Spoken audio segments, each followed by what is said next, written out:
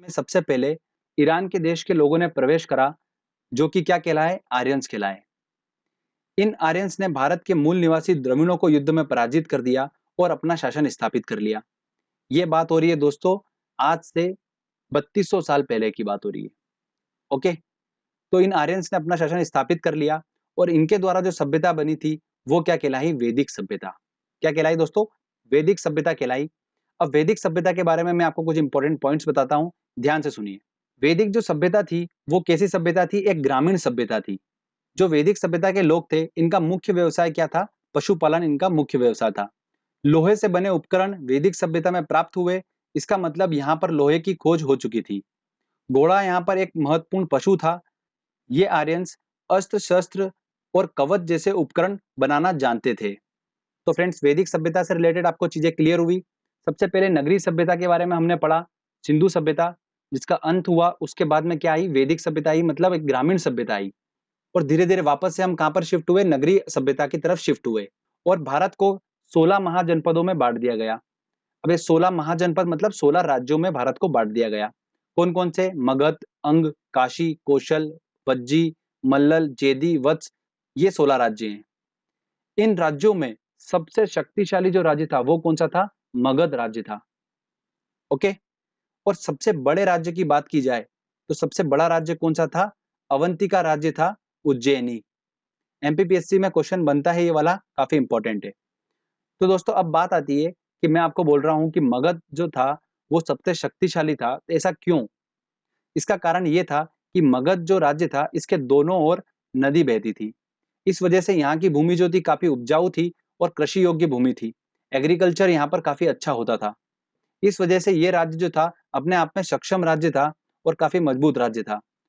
और दोस्तों, विंध्याचल श्रेणी जो है वो देखिए मैप में आपको क्लियर हो रहा होगा, मगध के पास से बिल्कुल होती हुई निकल रही है।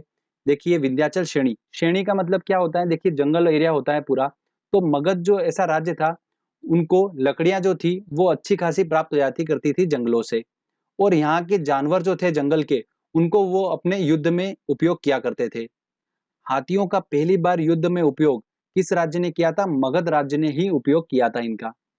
ठीक है, ये 2015 एसएससी का क्वेश्चन था, काफी इंपॉर्टेंट है, ध्यान रखिएगा।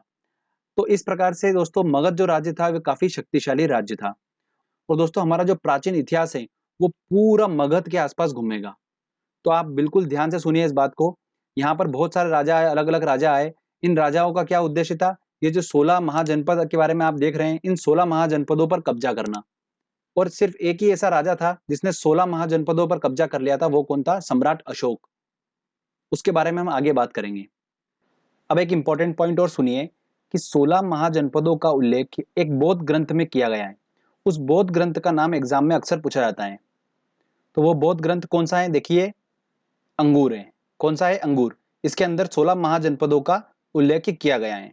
अब देखिए दोस्तों, ये हमारी ट्रिक थी। जो बौद्ध ग्रंथ था उसका नाम है अंगुत्तर निकाय। क्या है दोस्तों? अंगुत्तर निकाय। आपके दिमाग में सेट हो चुका होगा अंगूर वाली इमेज। अब जब भी एग्जाम में अगर ऐसा आएगा कि 16 महाजनपदों का उल्लेख एक बौद्ध ग्रंथ में किया है, तो वो किसमें किया है? अंगूर में किया है। हमको ऐसे ध्यान रखना है, किसमें किया है? अंगूर में किया है। और अंगूर से हम आसानी से पहुंच जाएंगे अंगुत्तर निकाय तक और हमारा क्वेश्चन बन जाएगा।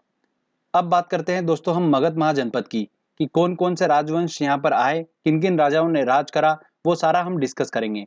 ठीक है, और कौन कौन से वंश इंपॉर्टेंट है जिनसे क्वेश्चंस बनते हैं वो भी मैं आपको बताऊंगा। तो देखिए, मगध महाजनपद की प्रारंभिक जानकारी जो मिलती है वो कहां से मिलती है? महाभारत से मिलती है।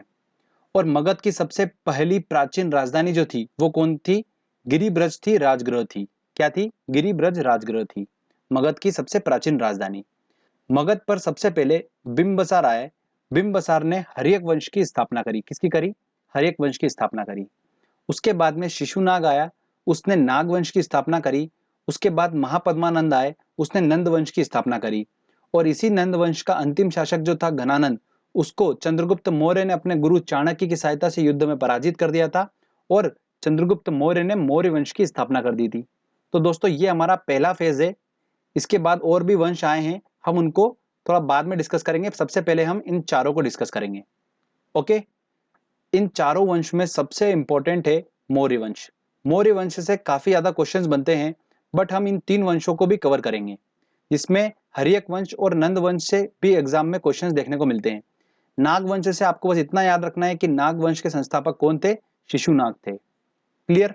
चलिए अब मैं आपको हर्यक वंश और नंद वंश के बारे में कुछ इंपॉर्टेंट पॉइंट बता देता हूं, उसके बाद में हम स्टार्ट करेंगे चंद्रगुप्त मौर्य मतलब मौर्य वंश से स्टार्ट करेंगे।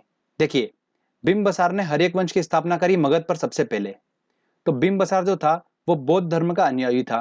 किसका था? बौद्ध धर्म का अनुयायी था। इसकी मृत्यु उसके पुत्र अजात शत्रु ने कर दी थी, और इस अजात शत्रु की मृत्यु उद्दायन इसके पुत्र ने की थी। और इसी उद्दायन ने, ध्यान रखिएगा इंपॉर्टेंट क्वेश्चन है, गंगा और सोन नदी के संगम पर पाटलिपुत्र नगर की स्थापना करी थी। किसने? इस उद्दायन ने। बीपीएससी एग्जाम में, बिहार पीएससी के एग्जाम में क्वेश्चन पूछा जाता है, ये काफी इंपॉर्टेंट क्वेश्चन है। इसके बाद कौन सा वंश आया था? नागवंश आया था, जिसकी स्थापना शिशुनाग ने करी थी। उससे हमको बस संस्थापक का नाम याद करना है।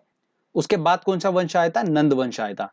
तो चलिए हम बात करते हैं नंद वंश की। इसकी स्थापना किसने करी थी? महापद्मानंद ने करी थी। और नंद वंश के समय में मेसोदोनिया के सरदार सिकंदर ने भारत पर आक्रमण किया।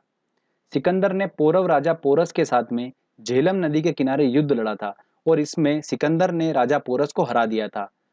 और ये युद्ध किस नाम से जाना गया? हाइडे स्पिन के युद्ध के नाम से जाना गया।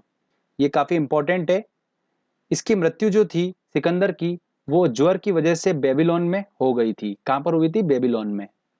अंतिम शासक जो था नंद वंश का, वो कौन था? घनानंद था। और इसी घनानंद को चंद्रगुप्त मौर्य ने अपने गुरु चाणक्य की सहायता से युद्ध में पराजित कर दिया था, और मगध पर मौर्य वंश की स्थापना कर दी थी। तो चलिए अब हम बात करते हैं मौर्य वंश की। तो देखिए, काफी इंपॉर्टेंट है मौर्य वंश। यहाँ से काफी क्वेश्चंस बनते हैं, तो ध्यान से सुनिए बिल्कुल एक एक बात। इस वंश का संस्थापक कौन था? चंद्रगुप्त मौर्य था। इसके गुरु का नाम क्या था? चाणक्य था। चाणक्य का वास्तविक नाम क्या था? विष्णुगुप्त और कौटिल्य था। इसने अर्थशास्त्र नामक पुस्तक लिखी है। किसने? चाणक्य ने। और इस पुस्तक में राजनीतिक संबंधी बातों का उल्लेख किया गया है।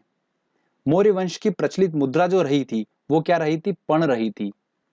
चंद्रगुप्त मौर्य के शासनकाल में सिकंदर के सेनापति सेल्यूकस निकेटर ने आक्रमण किया था, और इस सेल्यूकस निकेटर के राजपूत का नाम क्या था? मेगस्थनीस था। ये काफी इंपॉर्टेंट क्वेश्चन है, पूछा जाता है कि मौर्य वंश के राजपूत का नाम क्या था?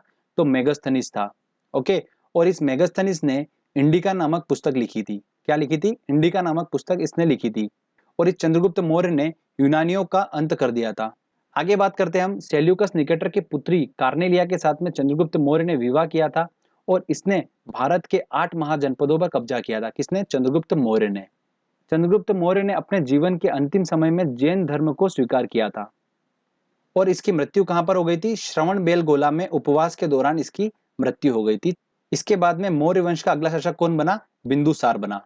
तो चलिए बिंदुसार की बात करते हैं हम अब। पुराणों में बिंदुसार को अमित्रघात, वारीसार, भद्रसार के नाम से जानते हैं। किस नाम से? अमित्रघात, वारीसार, भद्रसार के नाम से जानते हैं।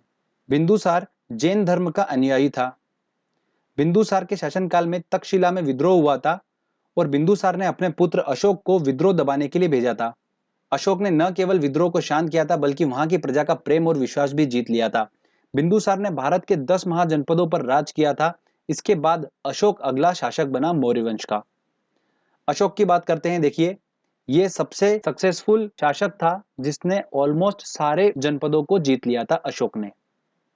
तो देखिए बात करते हैं अशोक की। पूरे मौर्य वंश में अशोक सबसे महाप्रतापी शासक था। इसके शासनकाल में शिलालेखों का प्रचलन बढ़ा था। इन शिलालेखों की खोज सबसे पहले 1750 में फेन थेलर ने की थी, और सबसे पहले 1837 में इसको जेम्स प्रिसेप ने इन शिलालेखों को पढ़ा था। तो खोज किसने करी थी? फेन थेलर ने की थी। और सबसे पहले इन शिलालेखों को पढ़ा किसने था? जेम्स प्रिसेप ने पढ़ा था। ठीक है, ये काफी इंपॉर्टेंट क्वेश्चन है। प्रारंभ में तो अशोक जैन धर्म का अनुयायी था, लेकिन बाद में कलिंग युद्ध में भारी मारकाट के बाद इसने शस्त्रों को त्याग दिया था, और इसने गौतम बुद्ध के शिष्य उपगुप्त से बौद्ध धर्म की दीक्षा ली थी। इस वंश का अंतिम शासक कौन हुआ? वृद्धत हुआ। एक नोट ध्यान रखिएगा स्पेशली, अशोक जो था वो देवानाम प्रिय के नाम से विख्यात था। देवानाम प्रिय। तो फ्रेंड्स, यहां पर हमारा ये मौर्य वंश खत्म होता है। इसके बाद में कौन सा वंश आया? चलिए मैं आपको बताता हूं। तो देखिए दोस्तों, हमने मौर्य वंश तक कंप्लीट कर लिया है। अब आगे बात करते हैं कि मौर्य वंश के बाद कौन सा वंश आया। तो देखिए, मौर्य वंश का अंतिम शासक कौन था? वृहदत्त था, इसको युद्ध में पराजित कर दिया पुष्यमित्र ने और शुंग वंश की स्थापना कर दी। शुंग वंश के बाद में वासुदेव आए, वासुदेव ने कर्ण वंश की स्थापना करी और उसके बाद सिमुक आया, सिमुक ने सातवाहक वंश की स्थापना करी और उसके बाद में इस सातवाहक वंश के अंतिम शासक सातकर्णी को युद्ध में पराजित करा श्रीगुप्त ने और गुप्त वंश की स्थापना कर दी। तो अब हमको क्या पढ़ना है दोस्तों, अगला इंपॉर्टेंट आ रहा है हमारा गुप्त वंश। तो देखिए दो हाईलाइटेड आपको दिख रहे होंगे, मौर्य वंश और गुप्त वंश। ये मौर्य वंश और गुप्त वंश दोनों बहुत ज्यादा इंपॉर्टेंट है, इनसे बहुत ज्यादा क्वेश्चंस बनते हैं। और जो शुंग वंश है, कर्ण वंश है और सातवाहक वंश है, इनके हमको संस्थापक के नाम याद करना है और इनका सीक्वेंस याद रखना है। ठीक है, इनके सीक्वेंस से और संस्थापक से क्वेश्चंस बनते हैं। तो शुंग वंश की स्थापना किसने करी? पुष्यमित्र ने करी। कर्ण वंश की स्थापना किसने करी? वासुदेव ने। सातवाहक वंश की स्थापना किसने करी? सिमुक ने करी। ठीक है, और इसी सातवाहक वंश के अंतिम शासक सातकर्णी